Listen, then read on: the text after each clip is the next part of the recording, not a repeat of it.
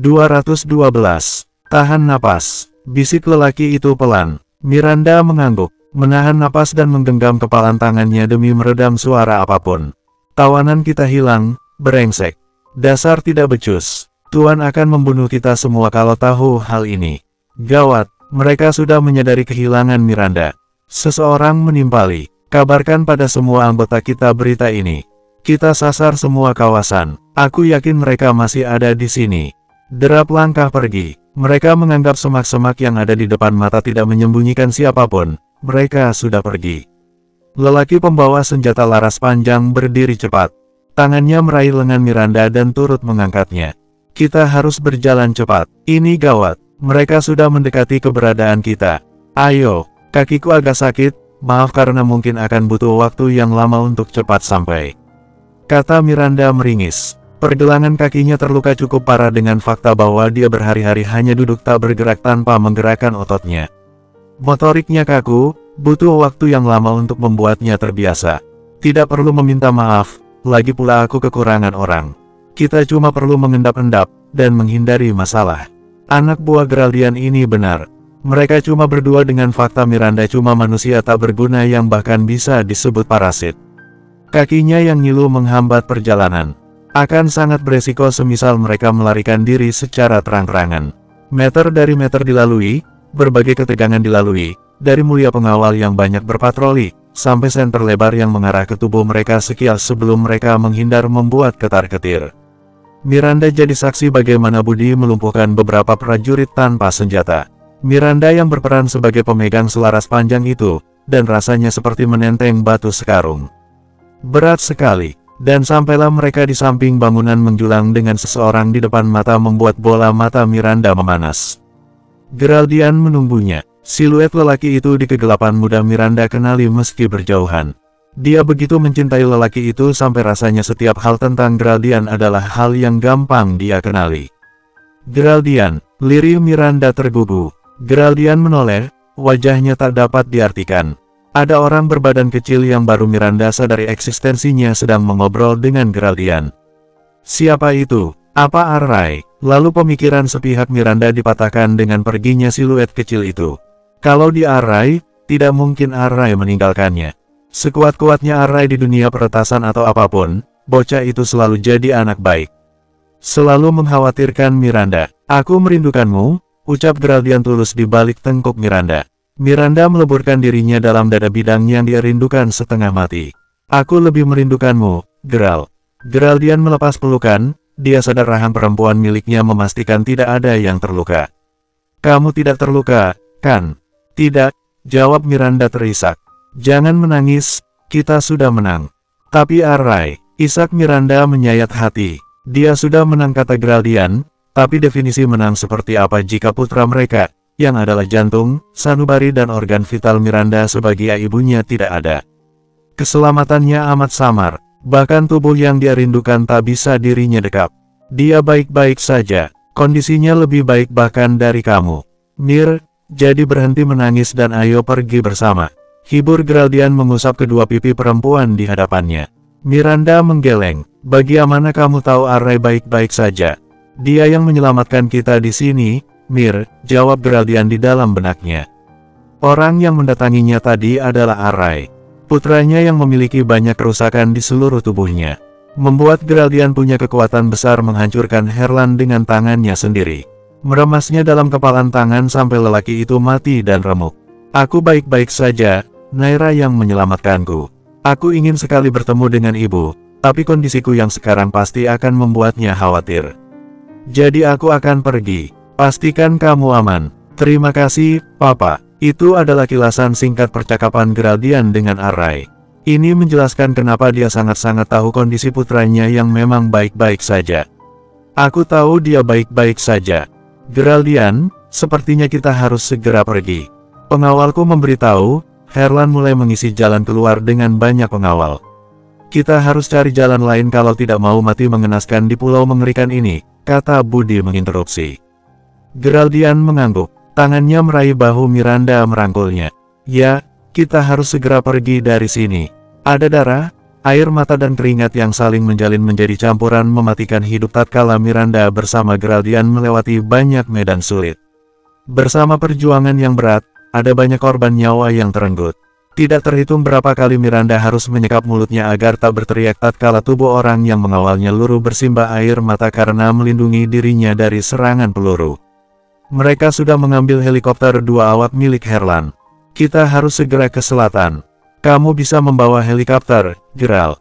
Tanya Budi menyipit. Seluruh wajahnya kotor oleh cipratan darah musuh yang tadi dia tembak brutal. Bisa, jawab Geraldian tegas.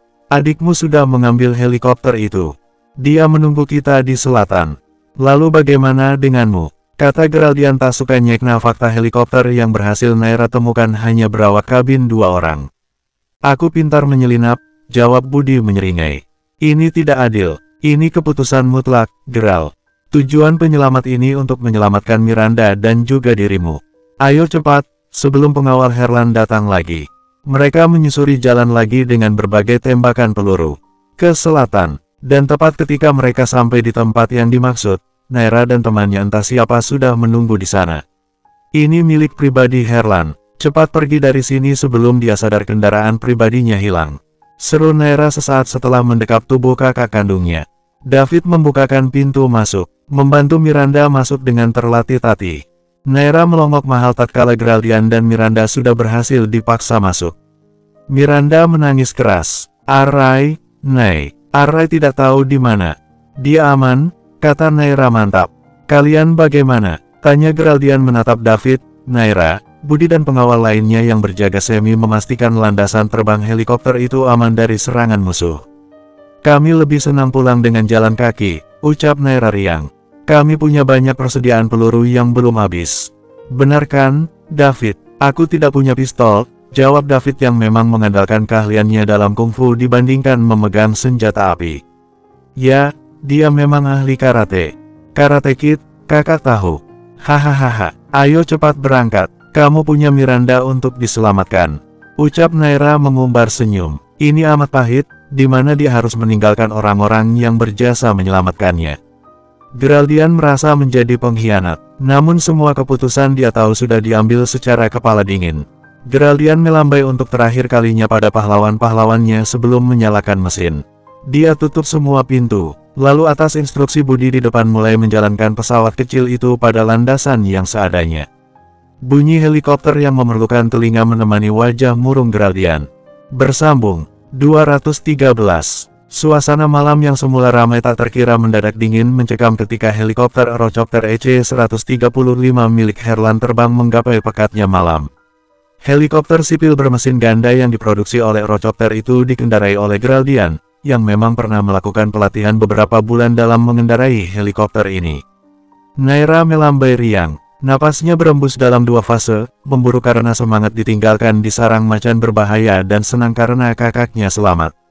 Fiu, setidaknya dia bisa bertarung dengan pemikiran bahwa orang yang dia sayangi sudah aman dan nyaman. Dirinya, hidupnya memang seperti ini. Tidur beralaskan darah dan keringat yang membaur jadi satu. Gemuruh mobil besar beserta derap langkah kaki yang menghentak, membuat perempuan berpakaian serba hitam dengan rambut digerai itu tersenyum menyeringai. Dia tepuk-tepuk kedua tangannya mencipta suara keras untuk menarik perhatian orang yang tersisa di tempat persembunyian helikopter Eurocopter EC-135 Herlan. Guys, are you ready? Entah ini mesti disyukuri atau tidak, tapi kita sedang ada di kandang macan guys, yay. Ups sorry, aku terlalu bersemangat. Naira mengatupkan bibirnya rapat-rapat. Nada suaranya beserta ekspresi tegasnya langsung berubah tatkala dirinya menyerukan kalimat instruksi. Siap tidak siap, musuh ada di depan mata. Mari kita kalahkan bersama dan keluar dari pulau ini dengan selamat. Budi mengisi pelurunya, David menyingkap rambut yang menutupi matanya dan seluruh anggota mereka yang masih hidup siap menyongsong musuh datang. Ya, mereka sangat siap. Hanya dalam kurun waktu 2 jam, bencana datang melalui informasi dari telepon. Inilah yang tidak dia sukai dari orang-orangnya di kelompok mafia The Moon. Mereka hanya bisa diandalkan dalam memburu, membunuh dan menyiksa orang. Tapi sangat payah dalam menjaga tawanan. Otot yang lebih digunakan kadang membuat otak mereka sempit tak terkira. Sialan, Hancur sudah rencananya ketika kunci semua rencananya kabur. Dua-duanya, sialan. Tidak ada yang tersisa. Baik Miranda yang dia tugasi 4 pernah pengawal di depan ruangannya dan juga Arai yang bahkan tak sungkan-sungkan dia kerahkan belasan orang untuk menjaga. Arai bahkan dia simpan di ruangan yang harus membutuhkan akses pemindaian organ tubuh pengawalnya untuk bisa masuk. Dasar tidak becus. Aku cuma pergi beberapa hari dan kalian sudah menghancurkan semua rencanaku. Aku tidak mau tahu, pokoknya kalian harus menghancurkan mereka. Bunuh yang tersisa dan kejar orang-orang yang melarikan diri. Jangan sampai ada yang tersisa. Bentak Herlan mengakhiri telepon dengan kasar tanpa ucapan salam penutup. Lelaki itu menyerahkan tas kerja pada sekretarisnya yang siap sedia. Langkahnya mantap menuju pintu helikopter yang sudah siap terbang di tengah metropolitannya Jakarta. Herlan berjanji akan menemukan Miranda dan Arai, bahkan dengan Geraldian sekaligus untuk menghancurkannya. Ya, dia akan melakukannya. Suara baling-baling memekikkan telinga. Miranda duduk di kursi penumpang dengan nafas tersendat-sendat. Semua alat keamanan sudah terpasang di seluruh tubuhnya, namun rasanya ketakutan berada di langit ratusan meter dari permukaan bumi membuatnya gemetaran. Dan gemetar ini juga bukan tentang fobia rasa takut Miranda pada ketinggian. Gemetar ini karena shock pasca pelarian diri di sarang mafia terkuat The Moon. Sedetik saja Geraldian terlambat datang, Miranda yakin kepalanya sudah terpenggal menerima eksekusi dari Herlan. Jangan takut, kata Geraldian parau. Menoleh sekilas sebelum kembali ke depan. Pada kaca hitam yang cuma menampilkan kegelapan. Miranda tidak tahu Geraldian bisa mengendarai helikopter dan dia juga tidak tahu apa yang dilihat Geraldian di kondisi gelap ini. Terima kasih sudah datang, lirih Miranda tercekat. Tapi adikmu, Arai dan orang-orangmu bagaimana? Mereka bisa saja terbunuh. Hening, membisu. Arai kehilangan minta untuk menjawab, bukan cuma tentang semangat. Ini juga karena Geraldian tidak punya pengetahuan lebih akan prediksi di masa depan. Rasa percayanya pada Naira dan anak buahnya tidak pernah bisa ditandingi apapun. Naira amat kompeten dalam memakai senjata api dan tahu teknik menyerang. Budi apalagi, dia pernah menjadi salah satu pelatih taekwondo yang beruntung masuk pelatihan bersenjata. Namun sekuat apapun seorang manusia, jika dia dikepung oleh puluhan musuh di tempat yang bukan zona nyamannya, apakah keselamatan memiliki persentase tinggi untuk mereka? Nah, inilah yang membuat Geraldian menyesali keputusannya pergi sendirian. Mereka masih punya banyak cara melawan bersama. Tapi dia malah memilih menuruti perintah Naira dan Budi untuk pergi berdua dengan Miranda. Stupid kamu, Geral. Bahkan putramu kamu tinggalkan. Seru makhluk bertanduk di dalam kepala Geraldian. Ya, dia bodoh. Brengsek dan jahat. Mereka pasti selamat, kata Geraldian pilu namun tegas. Ya, semoga malaikat sedang lewat dan membawa ucapannya sebagai doa. Dia ingin semua orang yang dia sayangi selamat. By the way, aku baru tahu kamu bisa bawa helikopter, kata Miranda mengalihkan pembicaraan. Obrolan tentang kematian di saat Geraldian tengah fokus mengendalikan pesawat kecil ini terasa ganjil. Kabar duka manapun meskipun cuma prediksi tetap mengganggu konsentrasi. Aku pernah ikut pelatihan dulu, jawab Geraldian pelan. Aku pernah menonton film, 50 Shades of Grey. Di film itu Grey mengendarai helikopter bernama Charlie Tango, tapi dia melakukan komunikasi dengan pemandu arah Gral. Kenapa ini tidak? Miranda sangat awam di dunia perpesawatan seperti ini. Dia sengaja mengatakan hal ini agar Geraldian sibuk memikirkan jawaban dan tidak punya kapasitas memikirkan masalah yang baru saja mereka lepas di belakang. Terkesan jahat melupakan Naira, Budi, Arai dan orang-orang di belakang sana yang mungkin keselamatannya terancam. Tapi Miranda juga tidak punya pilihan. Dia tidak berada di posisi memilih dua hal mana yang lebih baik. Ini pedang bersisi dua, sama-sama tajam dan membuatnya terluka. Ini darurat, Mir. Sesuai standar keamanan seorang pilot memang harus berada dalam pengawasan lalu lintas udara, jelas Geraldian.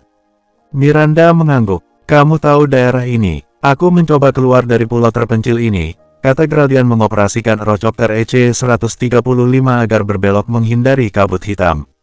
Cuacanya buruk. Ini agak sulit. Kamu pasti bisa. Ya, kita pasti bisa keluar dari sini dan mencari bala bantuan untuk menolong Naira dan Budi, janji Geraldian mantap. Miranda lagi-lagi mengangguk. Jemarinya bergerak pelan mengelus bahu Geraldian. Kondisi Geraldian serupa dengan dirinya. Amat mengkhawatirkan dengan banyak goresan luka yang sebenarnya tak terasa kalau dibandingkan dengan perasaan cemas mereka. Tapi karena berdua, mereka percaya, sebesar apapun rintangan di depan mata, sekuat apapun badai datang menerjang, dengan genggaman tangan saling bertaut, apapun akan mereka lewati bersama. Bersambung 214. Bagaimana kondisi ayah dan ibuku? Sialan, kakiku terjepit. Apa tidak ada lagi pertanyaan yang lebih keren dibanding pertanyaan itu? Kamu keponakanku apa bukan sih? Tulang kakiku bisa saja rusak sekarang. Jeritan Naira yang menggelegak serupa lahar panas gunung Merapi yang menyembur terinterupsi kedatangan Gavin. Tanpa banyak bicara, lelaki penuh otot itu mengangkat reruntuhan beton yang menimbun kaki kanan perempuan rubah itu. Oh hai lelaki mesum, sapa Naira sarkastik. Seolah sapaan ketus Naira bukan berkonotasi negatif, Gavin ulurkan tangannya dan langsung disambut gadis itu mantap. Sejenak karena tidak tahu kekuatan kakinya yang baru saja tertimbun runtuhan bangunan yang baru saja mereka hancurkan, Naira terhuyung karena rasa skait yang menderu. Entah ini harus syukuri atau dihujati, Naira kembali dibantu Gavin. Gavin menangkap bahu kecilnya dan menegakkannya. Suara dengusan samar membuat Naira menolehkan kepalanya melirik Arai. Keponakannya yang super bebal. Kenapa mendengus? Aku cuma jijik dengan tingkah perempuan. Pura-pura menolak tapi faktanya di dalam hatinya menginginkan lebih, jawab Arai berdeci. Naira spontan melepaskan rangkulan Gavin di bahunya. Gadis bertubuh tinggi kecil itu menepuk-nepuk bahunya yang penuh debu dari bangunan yang hancur.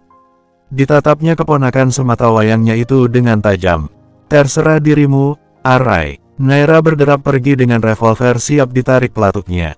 Gadis itu menuju helikopter yang baru datang beberapa detik yang lalu. Ada banyak bom yang sengaja dibawa. Bukan lagi belasan orang terkucil di lautan mafia demun ini, Arai kini membawa banyak pasukan. Bimo Abimana, yang sekarang menjabat sebagai pimpinan Free Fire, baru saja memerintahkan seluruh pasukannya menyerbu ke pulau terpencil ini. Dari yang diam-diam saling memusuhi dan berkompetisi dalam beberapa sektor kehidupan, kini Bimo Abimana menyetujui permintaan Arai. Kehancuran, rencana mereka datang adalah menghancurkan. Demun sudah macam-macam kepada Arai dengan cara menculiknya dan menyiksa dirinya dan ibunya. Bagi seorang Arai kecil yang terbiasa melahap biografi Hitler dan bacaan fiksi pembunuhan, tidak ada jenis pengkhianatan di muka bumi ini yang bisa dimaafkan tanpa memberi dan mengambil hal yang sama. Herlan atau mungkin si brengsek Budi sudah mengambil kesehatan ibunya dan dirinya, maka disinilah Arai hendak mengambil kesehatan para prajurit Herlan dengan level serupa. Lalu sebagai bonus, akan dihancurkan markas di pulau rahasia ini agar serupa debu. Mata-mata kita melaporkan kalau Herlan sedang di perjalanan kemari membawa sebagian pasukan, kata Bimo Abimana kepada pasukannya yang sedang dia bagi-bagi senjata api. Pastikan kalian selamat. Tujuan kita memang untuk menghancurkan markas besar ini. Tapi tolong, kalau aku sudah memberi aba-aba, kembalilah.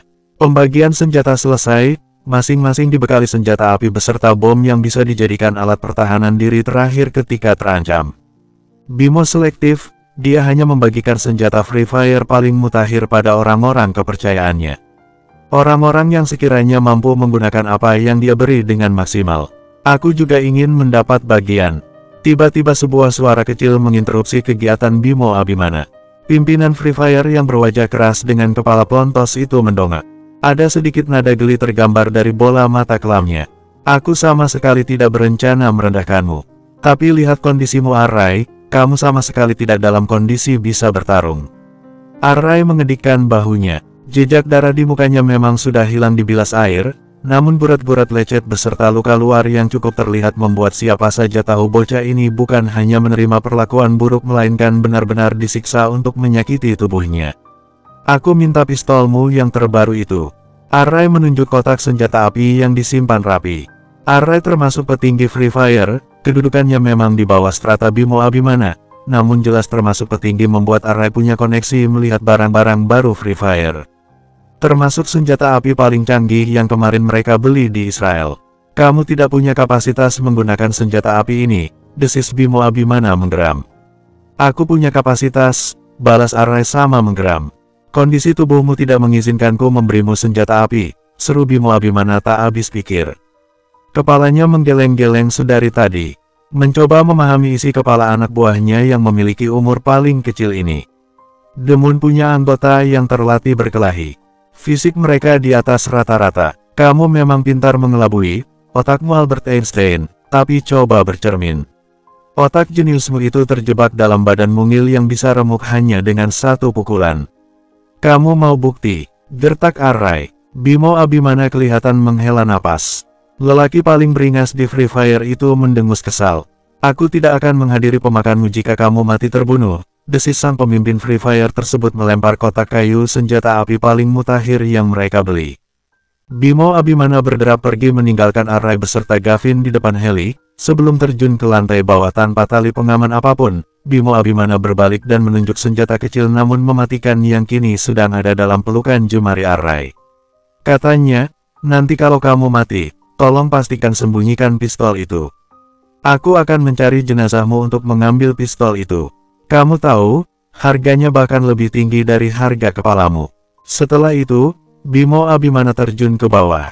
Bersama deru angin yang sama sekali tak membantu, Eurocopter EC-135 tiba-tiba mengalami penurunan kecepatan gerak baling-baling.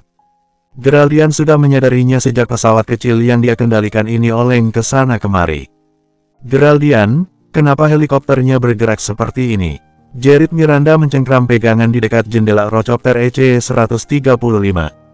Geraldian sama paniknya. Dia baru saja mengecek apa yang salah dan sekarang ribuan kali lebih panik. Bahan bakarnya habis. Apa? Lalu kita bagaimana? Mereka baru saja pergi dari sarang buaya dan sekarang menyadari helikopter yang membawa tubuh mereka berdua bisa saja membuat tubuh mereka hancur. Ini jelas kabar yang lebih buruk. Tolong cek di belakang, apa ada persediaan bahan bakar? Teriak Geraldian meminta Miranda keluar dari kursinya. Miranda mengangguk, perempuan itu coba putar badannya melihat ke bagian belakang. Matanya gelagapan mencari sesuatu yang mirip cairan, tabung, atau apapun bernama bahan bakar. Namun pencariannya sia-sia karena tidak ada apapun di sana yang bisa dijadikan bahan bakar. Miranda kembali ke kursinya dan menggeleng lemah. Tidak ada, Geral. Aku akan coba mendaratkan heli ini dimanapun, asal kita selamat. Cetus Geraldian mengupayakan semua usahanya agar masih bisa mengendalikan pesawat kecil ini. Geraldian menyipitkan mata memandang ke depan. Waktu sudah menjelang pagi hari. Semburat matahari yang mulai bergerak naik ke singgasana serupa berkah. Geraldian bisa melihat dengan jelas kalau tempat landasannya cukup mudah. Kita di gurun, kata Geraldian mengatakan apa yang dilihatnya. Ini memudahkanku untuk mendarat. Sebelum bahan bakar Eurocopter EC-135 ini habis, Geraldian coba turunkan heli ini. Landasan luas memang kabar baik, tapi tersesat di gurun pasir tak bernama tanpa penduduk, apa masih bisa disebut kabar baik? Bersambung. 215. Mereka berhasil mendarat tanpa ada adegan berdarah-darah. Eurocopter EC-135 milik si brengsek Herlan kini teronggok tak berdaya di depan Miranda dan Geraldian dan saling menghangatkan dengan mencipta api unggun kecil dari tumpukan kain di dalam helikopter. Bagaimana perasaanmu, Miranda? Tanya Geraldian mengikis jarak sampai tubuh mungil Miranda terdesak ke dadanya. Miranda menggigil kedinginan, giginya bergemeletuk. Perempuan itu menggeleng dalam diam, mencerna apa yang dia rasakan sekarang. Semua ini membingungkan, semua ini tak terduga-duga. Tanpa arahan waktu yang jelas, hanya berbekal matahari yang mulai naik perlahan-lahan, ini mungkin sekitar pukul 5 pagi. Lebih beberapa belas menit, waktu pagi seperti ini mestinya tubuh Miranda segar bugar. Udara pagi selalu menyegarkan dan menyejukkan, kan? Namun apa yang Miranda rasakan kini tak lebih seperti ditusuki jarum. Dia menggigil kedinginan. Bisa lepas sedikit pelukannya. Aku akan mencari sesuatu di helikopter untuk menghangatkan tubuh kita lebih lama, pinta Geraldian yang diangguki Miranda. Lelaki itu melepas pelukan erat mereka dan berdiri memasuki helikopter. Diambilnya begitu banyak kain-kain dan segera dimasukkan dalam lingkupan api unggun. Api unggun perlahan kembali berbentuk dan membesar seiring dengan banyaknya objek yang api itu lahap. Geraldian kembali memposisikan dirinya di sebelah Miranda, dan tanpa aba-aba perempuan menggigil kesayangan Geraldian itu merangsek mendekat. Mencium aroma tubuh alami Geraldian yang berbaur dengan aftershave dan parfum. Kamu tahu Geral, dimanapun tempatnya asal bersama kamu rasanya sudah cukup, lirih Miranda di ambang batas kesadaran. Terima kasih selalu ada di setiap masa sulit aku. Terima kasih sudah jadi lelaki yang bersedia aku repotkan. Apapun untuk kamu, Mir, Lirik Geraldian mengecup ubun-ubun perempuan dalam dekapannya. Tidurlah, nanti kalau matahari sudah berada di atas, aku bangunkan. Kita harus lari secepatnya. Tidak memungkinkan helikopter ini punya alat pelacak. Apa? Kalau begitu kenapa kita tidak lari sekarang? Dia pikir sikap Geraldian yang lembut dan menyuruhnya tidur di depan api unggun karena mereka sudah bebas dari ancaman. Kalau tahu di helikopter ini bisa saja tertempel alat pelacak dan nyawa mereka masih di ambang jurang mematikan, mungkin Miranda akan memaksa tubuhnya lari kencang meskipun dia tahu rasanya seluruh energi di tubuhnya tersedot oleh udara dingin padang gurun di pagi hari yang mencekik. Padang gurun yang entah di mana. Tidak, Nir. Kondisi kamu tidak di kondisi mampu melarikan diri. Tidurlah sebentar, nanti aku akan membangunkanmu jika waktunya sudah tepat. Tapi mungkin Herlan sudah mengejar kita, cicit Miranda panik. Perasaanku mengatakan sebaliknya. Ada pengintai di markas besarnya, dia mungkin sedang kewalahan menangani mereka dibandingkan mengurus tawanan seperti kita yang membawa Rocopter EC-135 miliknya. Miranda mengangguk. Geraldian kembali melabuhkan kecupan hangat di pucuk kepalanya. Tidurlah, maaf tidak bisa memberimu tempat paling nyaman setelah seharian disekap. Ini sudah jadi tempat ternyamanku, Geral, gumam Miranda menyandarkan kepalanya di dada bidang Geraldian. Jangan tinggalin aku, Geral. Tidak akan pernah, janji Geraldian sungguh-sungguh. Lain di gurun yang tenang tanpa suara mengganggu manapun, semesta membawa diri pada pertempuran dua kelompok besar di dalam pulau terpencil yang semula senyap tanpa suara. Mentari di ufuk yang mulai memanjat semesta tuk naik, menjadi saksi bagaimana ledakan demi ledakan terjadi tanpa jeda. Dosa kecil berupa penyekapan dua manusia sekaligus menyiksanya kini berbalas kehancuran yang tak dapat dihitung berapa kerugiannya. Herlan sudah datang, namun kedatangannya jelas bukan untuk menyingsingkan lengan baju dan turut maju di medan pertempuran. Posisinya di pertempuran itu cuma sebagai pemimpin, yang memberi instruksi sekiranya anak buahnya kewalahan dan meminta bantuan. Herlan cuma berdiri angkuh di balik kursi helikopter di atas atap tertinggi bangunan markasnya. Tatapannya berlabuh memperhatikan bagaimana semua bangunan yang sudah dia bangun tahun dari tahun mulia menunjukkan sisi hancurnya. Di belakang bangunan yang tertutup dari pandangan Herlan, Array baru saja menarik pelatuk dan mengizinkan pelurunya melesat di udara dalam kecepatan tak terkira dan meledakkan kepala yang sedang mencekik leher Naira. Naira ambruk bersama jenazah korban penembakan keponakannya. Perempuan itu keluar dari belitan jenazah bau anyir darah tersebut dan menodong Array dengan tatapan mautnya. Kamu mau mati? Hah? Mengincar kepala yang jelas-jelas hanya beberapa senti dari kepalaku. Array melengos pergi. Kembali mengincar siapapun musuh yang tengah sial.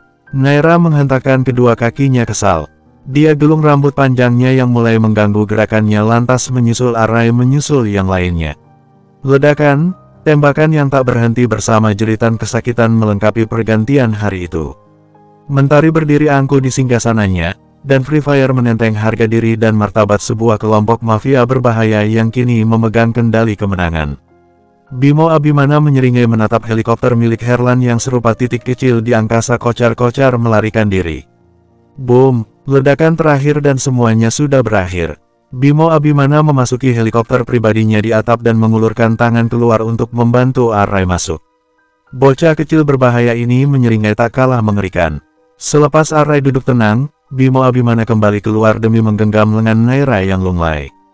Hai bos. Darah di wajahmu membuatmu ganteng, goda Naira. Bimo Abimana mencengkeram luka tembak di bahu kanannya. Diki sudah membebatnya dengan kain sampai darahnya berhenti namun Bimo Abimana tahu rasa sakitnya jelas tak berhenti. Kamu memang brengsek, bos. Desis Naira. Sebaiknya tutup mulutmu. Seru Diki menggertak. Helikopter berpenumpang 7 orang itu lalu melesat pergi dari markas yang sudah mereka rusak. Sebagian anggota Free Fire yang belum masuk pesawat berjalan menuju pantai untuk naik kapal yang tadi membawa mereka datang.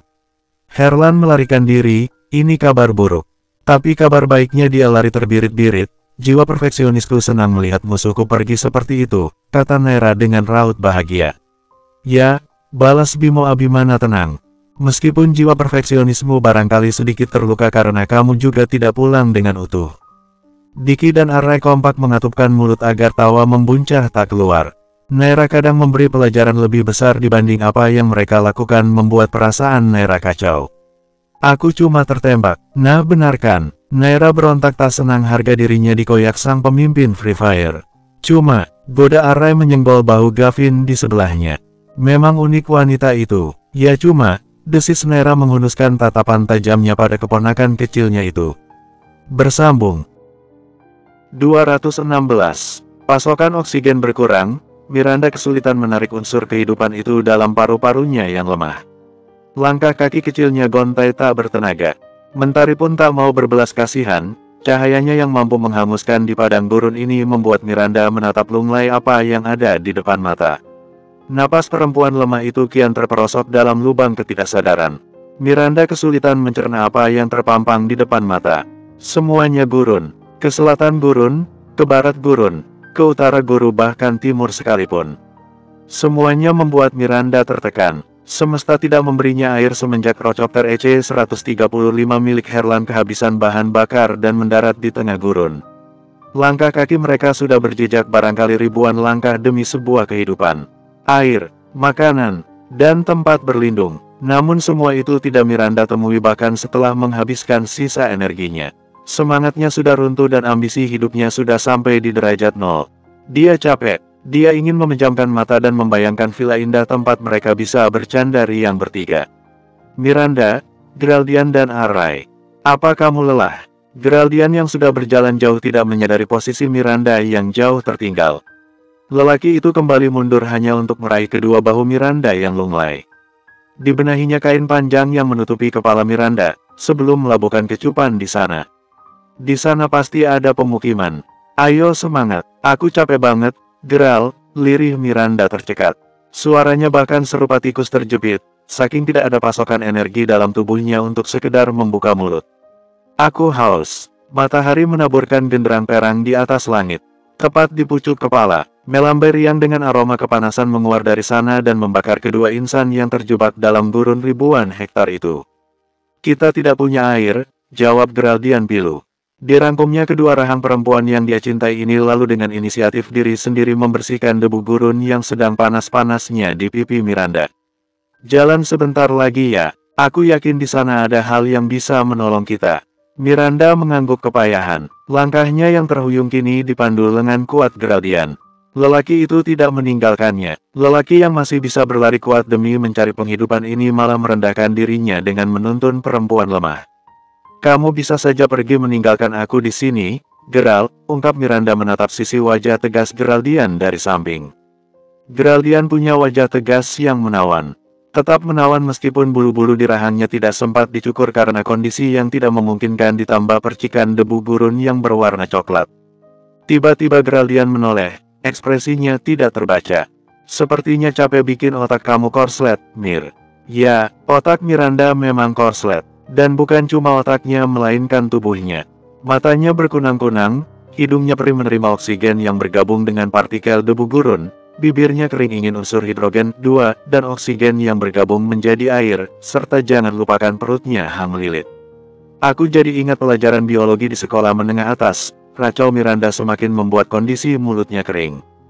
Geraldian tidak berusaha menanggapi ucapan absurd kekasihnya, lelaki itu cuma menambah genggaman semakin erat di telapak tangan Miranda dan membawa tubuhnya berjalan mencari penghidupan.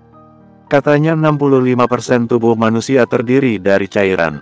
Hampir semua metabolisme di dalam tubuh membutuhkan air sebagai bahan kerjanya. Sekarang jam berapa sih, Geral?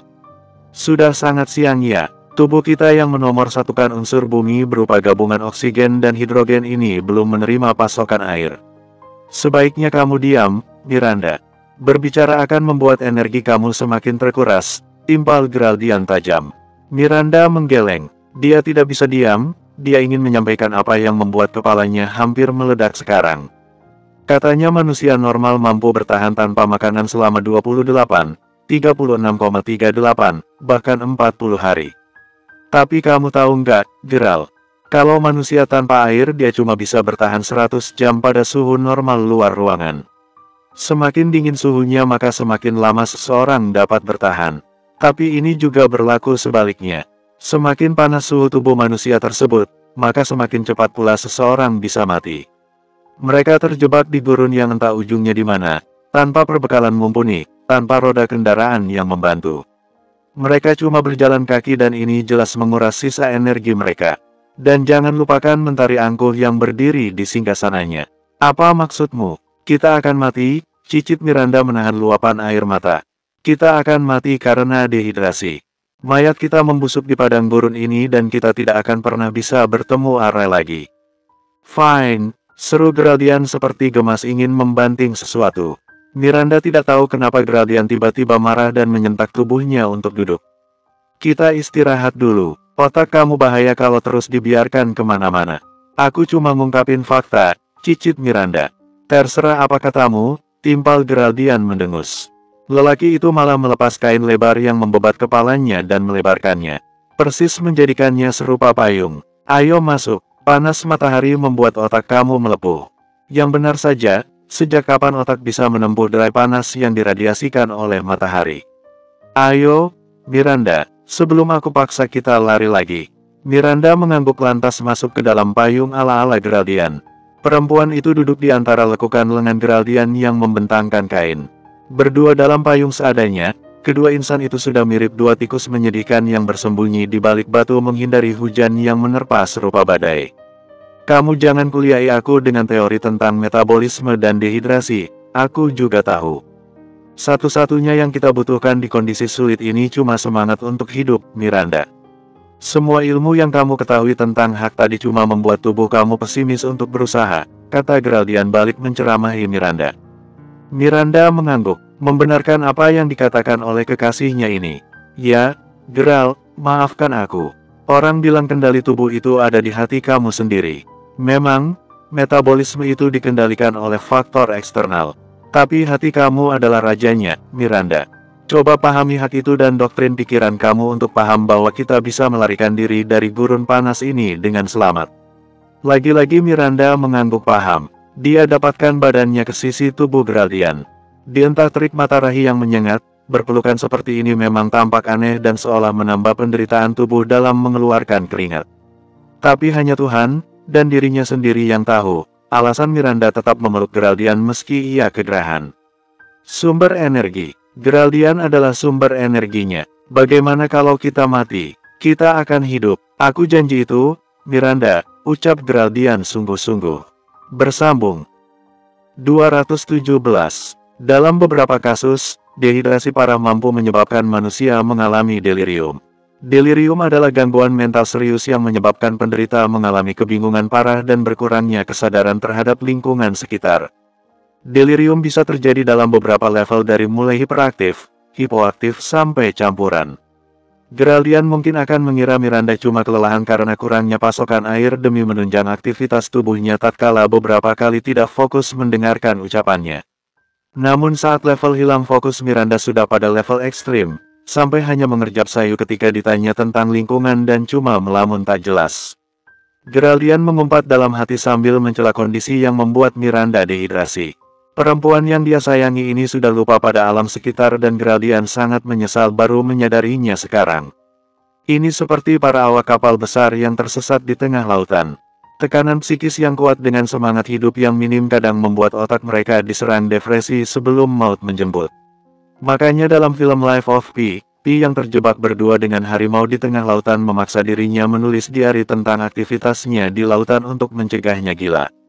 Orang gila kadang bisa lebih berbahaya dibanding apapun. Dan sekarang Geraldian gusar karena Miranda bisa saja terkena depresi ringan karena putus asa terjebak di lautan gurun tak berujung. Kita pasti menemukan air, sayang. Aku janji, jadi kumohon bertahanlah sebentar lagi. Lirik Geraldian merengkuh tubuh lemas Nun linglung Miranda. Miranda henaha bergumam lirih. Mereka kembali melangkah di bawah terik menyengatnya sang mentari. Tubuh Geraldian juga sama lemasnya. Dia juga ingin berhenti, akal sehatnya memintanya rehat sebentar. Namun dia tahu, diam diri menunggu keajaiban datang dari langit cuma dilakukan oleh orang yang berputus asa. Geraldian akan menantang sang mentari dengan berjalan di atas pasir menyengat. Aku melihat air, cicit perempuan dalam dekapan Geraldian. Geraldian tetap melangkah ke depan. Miranda sudah pasti tengah meracau. Geral, ada air, di sana ada oase. Jerit Miranda tertahan. Dalam ilmu geografi, Oasis atau oase adalah suatu daerah subur terpencil yang berada di tengah gurun, umumnya mengelilingi suatu mata air atau sumber air lainnya. Oase di padang gurun di mata orang yang seharian kekurangan air memang sering menipu. Hanya halusinasi, semacam bentuk imajinatif dari pikiran yang terus membayangkan limpahnya air yang bisa meredakan dahaganya tenggorokan dan panasnya kepala. Itu cuma halusinasi kamu saja, Mir. Tidak ada apapun di sini, kata Geraldian. Tidak. Di sana memang ada air. Seru Miranda lemah. Tangan kecilnya menyentak lengan baju Geraldian. Ada bayangan di sana. Aku yakin itu pantulan matahari mengenai air. Aku yakin sekali. Nah, masalahnya Geraldian yang tidak yakin dengan kesadaran Miranda. Aku mohon, ayo kita ke sana, cicit Amir berkaca-kaca. Geraldian menghela napas. Baiklah. Dia cuma butuh beberapa langkah untuk memberi Miranda kepastian kalau oase itu cuma halusinasi perempuan itu. Miranda tiba-tiba punya kemampuan berjalan tanpa sokongan lengan Geraldian. Di bawahnya kedua kaki kecil itu menyusuri tanah pasir berwarna coklat keemasan. Bukit ke bukit, Geraldian mengikuti di belakang dengan raut sengaja ditahan. Tiba-tiba Miranda menjerit kesengan dan menunjukkan apa yang dia temukan. Oase, ya. Yang ditunjuk Miranda dengan senyum mereka itu memang sumber mata air yang di sekelilingnya dipenuhi alga-alga hijau. Geraldian menghambur mendekat dan langsung berjongkok di sebelah Miranda untuk menelan air dari mata air biru jernih itu dengan tangkupan kedua tangan. Demi apapun, Geral, ini segar sekali, komentar Miranda berkaca-kaca. Geraldian tidak menimpali apapun, hanya sibuk membasahi kerongkongannya dengan mata air sejuk ini. Mereka hampir di ujung kematian. Dehidrasi yang tinggi membuat kepala mereka hampir sekorslet tenaga. Namun siapa sangka, Tuhan memandu dua insan itu menemui oase paling indah yang mereka temui. Ini menakjubkan. Geraldian membawa kedua jemarinya menangkap air lantas mengucurkannya ke depan wajahnya. Seketika aroma kesejukan bercampur dinginnya air menyentak kulit wajahnya. Segar, Miranda benar, segar sekali. Buah apa ini? Suara Miranda yang antusias menyentak Geraldian. Lelaki itu lantas membuka kelopak matanya yang langsung dihadiahi pemandangan kekasihnya yang berjongkok di depan tumbuhan kecil yang tidak familiar. Jangan dimakan Mir, itu bisa saja. Terlambat, Miranda sudah memetik buah berwarna hijau itu dan melahapnya tanpa perasaan takut. Miranda, kenapa berteriak? Ini enak, seperti buah apel, tapi teksturnya keras, seru Miranda tanpa menatap wajah berang Geraldian. Geraldian berderap hendak merebut buah entah berantah itu tapi Miranda segera berlari menghindar. Aku lapar, dan ini bukan buah beracun. Kalau ini beracun aku akan mati di detik suapan pertama, bentak Miranda berkaca-kaca. Apa salahnya orang lapar? Tapi itu bisa saja beracun, racun tidak selalu bereaksi di detik pertama kamu memakannya, desis Geraldian geram. Jangan menakutiku, cicit Miranda gemetaran. Geraldian menghela napas dan melunturkan semua egonya sebagai lelaki yang dia punya. Selalu seperti ini, kemarilah, ucapnya melunak. Tapi ini enak, cicit Miranda. Biar aku coba, kata Geraldian. Tapi kalau ini beracun, kita bisa mati bersama. Nah itu intinya, kalau kamu takut buah itu beracun dan kamu bakal mati, setidaknya kamu punya teman di akhirat nanti, kata Geraldian enteng. Miranda menghadiahinya pukulan keras. Au! Jangan memukulku, jangan menjadikan kematian sebagai lelucon. Aku benar-benar tidak ingin hal itu terjadi, seru Miranda geram. Miranda sedang lengah jadi Geraldian dengan cepat bisa mengambil buah berbentuk mangga di kepalan tangan Miranda. Dia teliti lebih jauh, bahkan sampai mencium aromanya. Tapi memang tidak ada yang salah. Tidak ada hal yang mencurigakan. Dan Myra yang sudah menelan buah ini beberapa waktu yang lalu juga tampak baik-baik saja. Baiklah. Akan Geraldian coba. Dia gigit satu bagian di sisi dan langsung mengernyit. Ada sensasi asam serupa buah belum matang menyengat lidahnya. Dia kunyah perlahan memastikan tidak ada hal yang membuatnya mesti memuntahkan buah tersebut tapi memang tidak ada. Geraldian telan dan menerka-nerka. Tetap tidak ada. Buah ini sepertinya aman. Miranda tersenyum puas dan kalimat Geraldian seolah jadi tombol on. Kedua insan itu saling mengenyangkan dengan memetik buah dari tanaman setinggi lutut orang dewasa itu. Mereka terlalu dibanjiri antusiasme karena menemukan oase di padang gurun dengan bonus buah enak mengenyangkan perut. Semesta berdiam diri untuk memberitahu bahwa buah itu ditumbuhkan bukan membawa racun melainkan sesuatu yang serupa dengan racun. Sama-sama berakibat fatal. membuat jantung berhenti berdetak. Bersambung. 218. Flora yang mereka temui amat tidak familiar dalam pandangan. Seumur hidup Miranda tidak pernah menemui tanaman setinggi lutut yang berbuah cukup besar ini. Tanamannya merambati pohon yang lebih besar darinya. Jenis tumbuhan berbatang kecil yang punya buah besar rata-rata memang punya batang yang merambat. Ini berfungsi untuk menahan batang dari besarnya tekanan yang dihasilkan buah. Miranda pernah mempelajarinya dalam mata kuliah yang tidak pernah dia selesaikan karena harus mengandung bayi tanpa ayah. Katanya, batang mampu memodifikasi dirinya menjadi bentuk apapun untuk menunjang kehidupannya. Entah berdiri tegak untuk melindungi buahnya yang menggantung seperti halnya kelapa dan pepaya, merambat di tanah karena punya buah yang berukuran raksasa serupa semangka dan melon, atau seperti buah tak bernama yang tengah Miranda lahap sekarang. Batang merambat ke pohon lain. Ini sangat enak, kata Miranda tersenyum. Melemparkan senyum ganjil pada kekasihnya yang juga duduk berselonjor di depan danau dengan mulut penuh buah tak bernama. Ini keras Mir, tapi kamu benar, rasanya lebih nikmat dibanding steak yang kita beli di restoran bintang 5 dulu, timpal Geraldian mengangguk. Miranda alihkan tatapan pada buah di kepalan tangannya dan tak bisa menahan senyuman meringis. Dulu aku pernah disuruh menganalisis artikel internasional, saking sulitnya tugas waktu itu aku jadi masih ingat sampai sekarang. Sebuah penelitian pada tahun 2004 berjudul Effect of Caloric Deprivation and Satiety on Sensitivity of the Gustatory System menemukan, kelaparan akan membuat makanan manis terasa lebih manis, dan makanan yang asin terasa lebih asin. Oh ya, tanya Geraldian. Miranda mengangguk sambil tersenyum kecil. Rasa lapar dapat meningkatkan kemampuan tubuh dalam mencicipi makanan, membuat rasa makanan jadi lebih enak. Lidah kita punya sensitivitas reseptor yang akan meningkat saat kelaparan, dan mengubah cara tubuh dalam merasakan rangsangan rasa yang sama. Aku baru tahu, aku pikir karena lambung memang sedang kekurangan makanya mendapat makanan dalam rasa dan jumlah apapun jadi antusias, timpal Geraldian terkekeh. Apa yang dia utarakan memang jujur dari dalam hatinya selama ini. Antusias. Miranda terbahak. Kamu pikir lambung seperti anak kecil diberi permen lollipop. Tidak sesederhana itu, Geral. Aku berkata begini bukan sebagai ahli, kamu tahu sendiri, sarjana biologi murni pun aku tidak dapat. Cuma beberapa kesempatan mengikuti mata kuliah. Tidak semua orang harus jadi ahli untuk mengetahui sesuatu, seru Geraldian menghibur kekasihnya. Dan tahu kejutannya dari dalam tubuh kita apa? Apa? Kita punya seperangkat hormon yang naik turun dalam beberapa kondisi. Dan saat kita lapar dan mendapat satu buah yang bisa dimakan, hormon dopamin seketika meningkat dan membuat kita merasa lebih puas dengan makanan yang kita santap. Dan sepertinya hormon ini juga meningkat dalam tubuhku saat kamu datang menyelamatku di markas Herlan. Geraldian jelas tidak menyangka Miranda bakalan menggombalinya di akhir kalimat penjelasannya tentang hormon manusia dan keterkaitannya dengan antusiasme mereka memakan buah keras.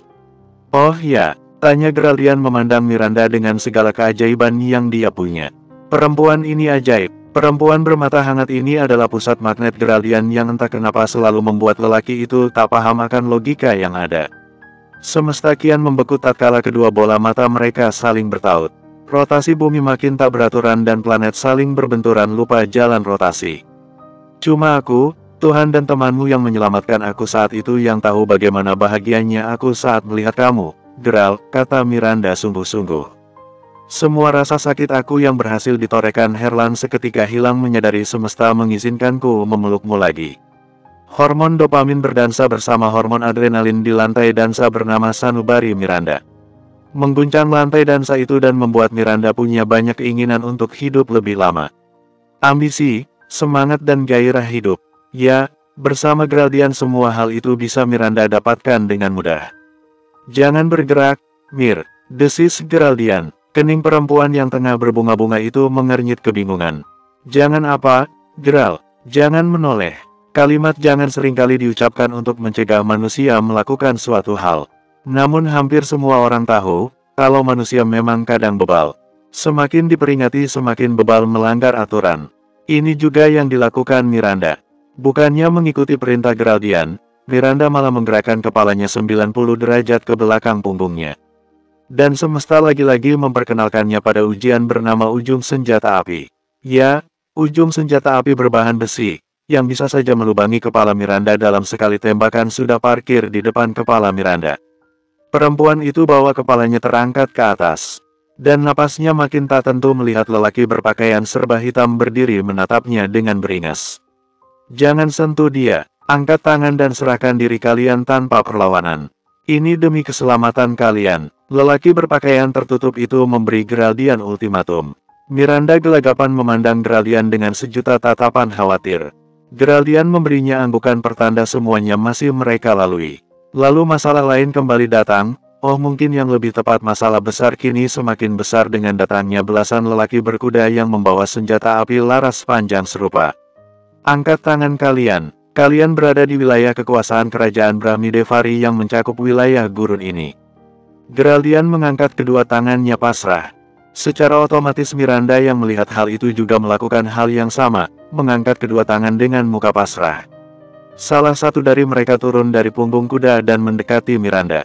Dia raih kedua tangan Miranda dan mengikatnya dengan borgol besi. Hal yang sama juga dilakukan kepada Geraldian. Geraldian cuma pasrah menerima. Dia tidak di kondisi bisa memilih. Ini terlalu mendadak dan kenyataan bahwa dia cuma datang dengan tangan kosong bersama Miranda membuatnya memilih menyerahkan diri. Kalian akan kami bawa ke tempat kami untuk menjalani pengadilan, ucap tegas salah satu dari mereka sambil mengikat borgol di tangan Miranda dan Geraldian menjadi satu kesatuan yang tak terpisahkan.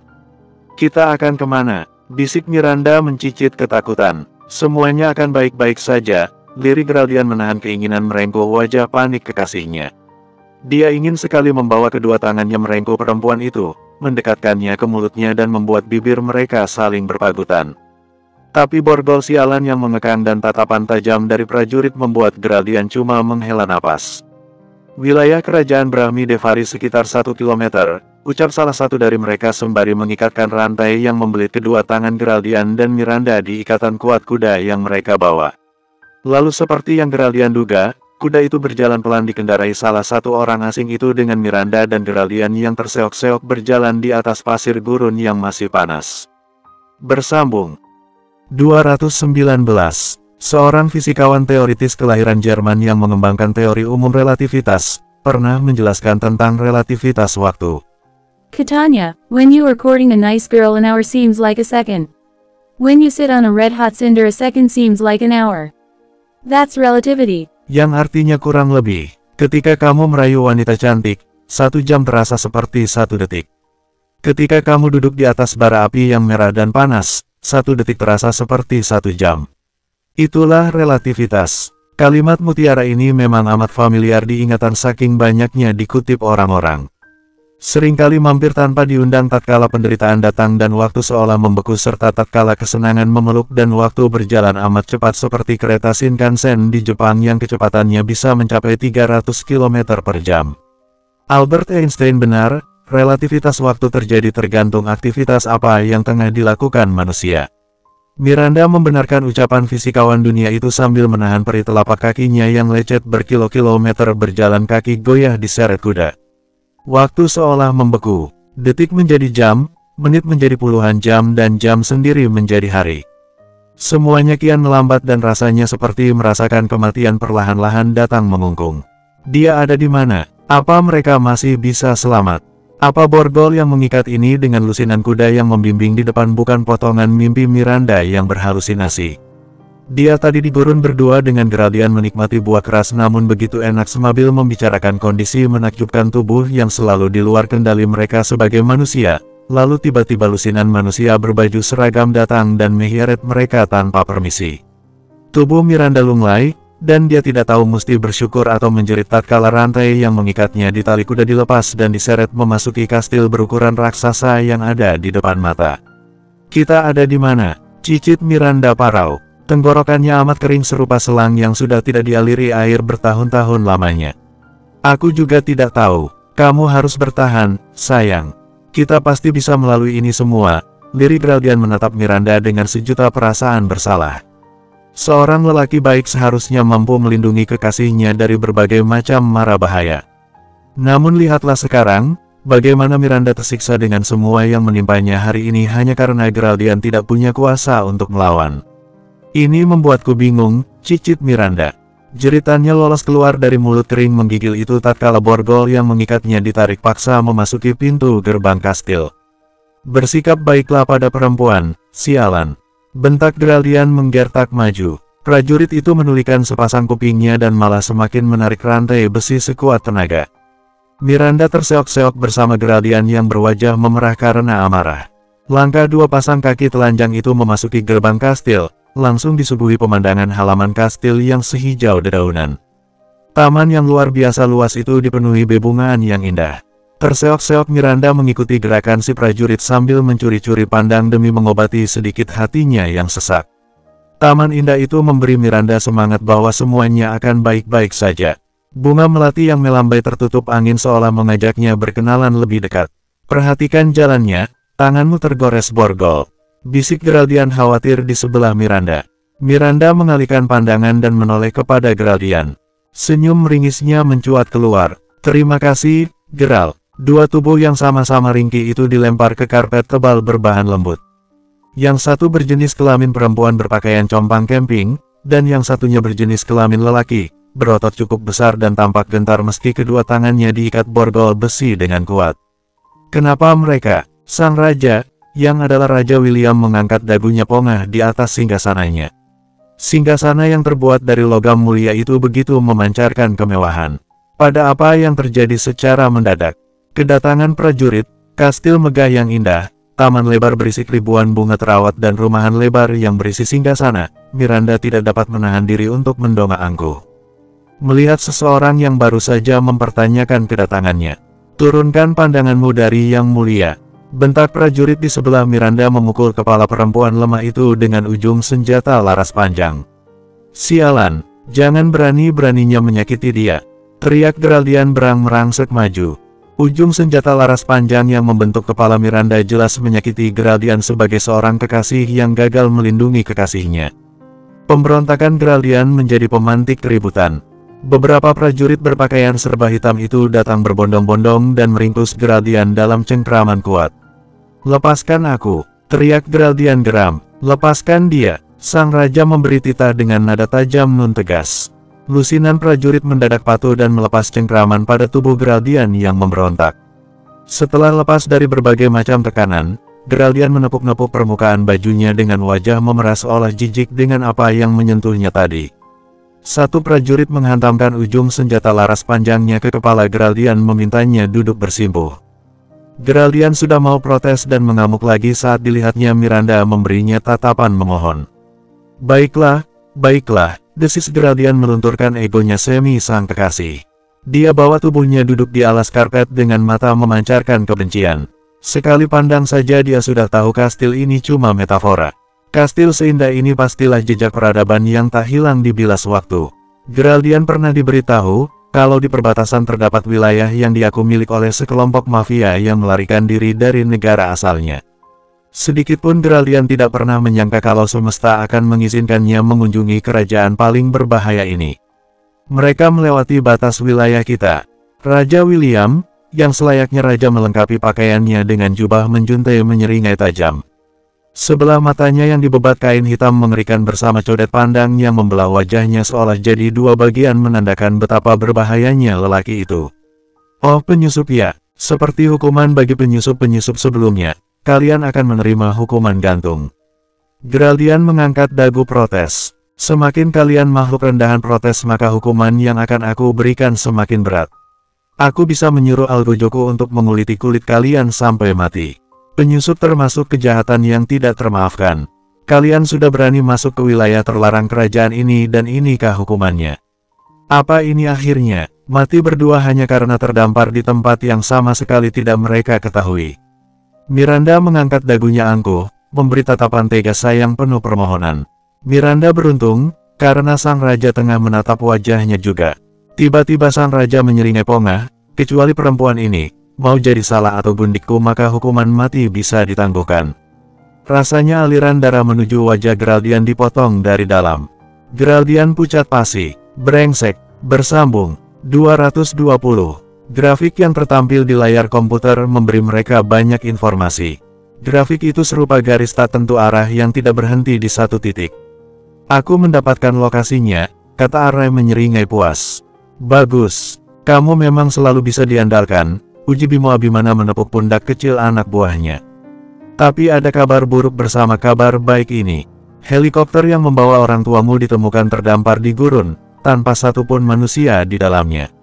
Raut bocah 7 tahun itu berangsur-angsur mengernyit tak senang mendengar kabar yang dibawa pemimpin Free Fire.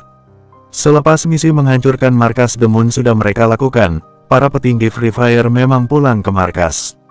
Namun Bimo Abimana jelas tidak bodoh, mereka bergabung dalam satu kelompok besar karena punya prinsip yang sama. Free Fire punya prinsip utama, tidak akan mengangkat kedua tangan merayakan selebrasi kemenangan tanpa membiarkan musuh kabur begitu saja. Bimo Abimana ingin menumpas musuh Free Fire sampai ke akar, sampai tidak bisa tumbuh lagi kalau perlu.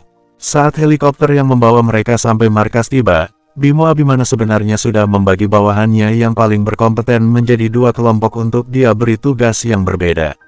1.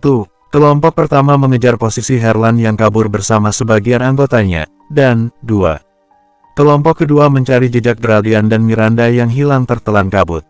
Kelompok kedua baru saja sampai dan memberi informasi berkonotasi buruk.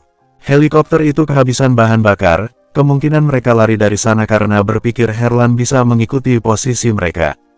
Bawahanku menemukan alat pelacak di helikopter tersebut yang bisa saja digunakan Herlan untuk melacak. Jelas Bimo Abimana menatap Arai dengan tatapan sulit diartikan.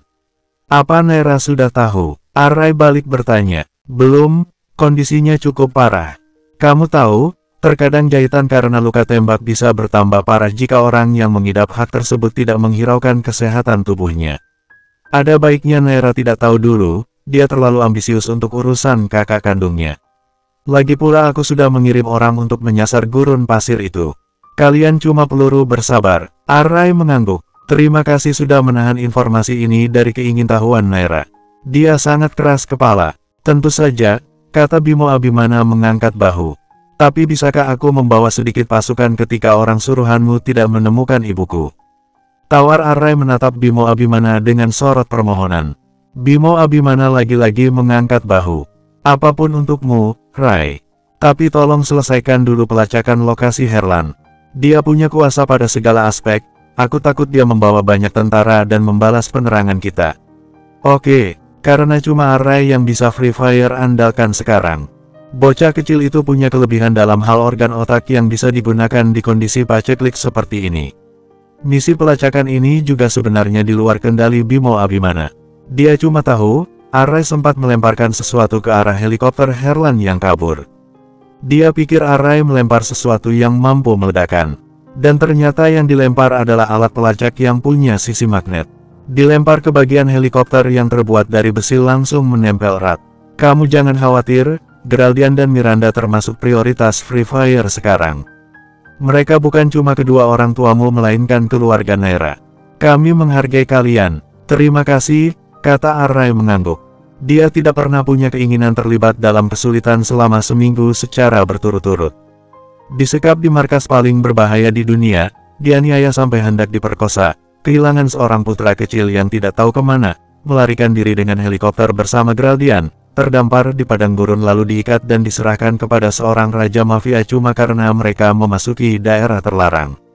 Semesta kadang memberi lelucon yang sangat tidak lucu. Miranda dan Geraldian cuma sepasang kekasih yang hendak melangsungkan pernikahan namun seolah rencana itu serupa cinta terlarang. Semesta menggagalkan semua rencana dan malah memberi mereka banyak cobaan. Aku ingin perempuan ini ada di ranjangku malam ini. Sialan, jaga mulut brengsekmu. Teriak Geraldian merangsek maju, hendak menendang wajah berhias tato mengerikan yang duduk jumawa di atas singgasananya. Seminggu yang lalu mereka masih berpelukan di ranjang yang sama. Memikirkan masa depan yang ada di depan mata dengan hati penuh karena putra mereka ada di kamar sebelah sedang memainkan komputer. Tapi hari ini, seorang pimpinan mafia berbahaya baru saja mengatakan keinginannya menikmati tubuh Miranda. Sekujur tubuh perempuan itu bergetar oleh rasa gerah dan jijik. Bayangan mulut Herlan yang kemana-mana, menyakiti tubuhnya langsung merangsek ke alam pikirannya. Dia trauma, pikirannya keluh membayangkan dirinya bakalan jadi korban pemerkosaan. Lalu kenapa semesta kini datang memberinya satu lelaki brengsek lagi? Aku bersumpah akan memenggal kepalamu dengan kedua tanganku sendiri jika kamu berani-beraninya menyentuh perempuanku. Geraldian berontak dalam kungkungan lusinan prajurit. Leher lelaki itu diapit lengan kuat. Kedua tangannya dilipat ke belakang dan tubuhnya didorong banyak lengan. Kuat juga ternyata dirimu, keke Raja William menyeringai. Kedua tangan Geraldian diborgol erat, namun tenaganya serupa banteng yang lepas dari ikatan.